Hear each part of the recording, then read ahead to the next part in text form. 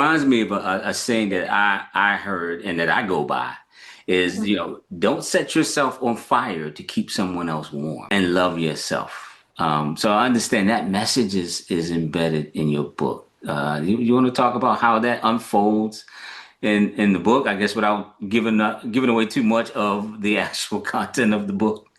No, no, not at all. More than one soulmate is obviously about different relationships, that we have more than one soulmate, and some of them can be toxic, and they're not always the romantic guy knight on a horse coming to save you.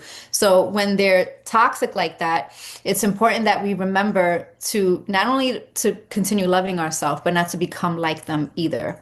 And what I mean by not becoming like them is if someone doesn't have the bandwidth to remember to love that, like agape love, like that universal unconditional love, and they don't have it within them, and they can be like, let's say, selfish, or they just want it for themselves, or they're very egoic and dark and all that stuff, you don't forget who you are, right? That Yes. big bright light. Yeah. So you can break up with a person, you can let go of the situation without having to become so angry to the point where you're like, I hate that person, right? Mhm. It's okay to feel like that for a little bit if you're venting and you want to be real and you need to express it and get it out of your system, but you don't want to become that kind of person that has hate inside of you for anyone.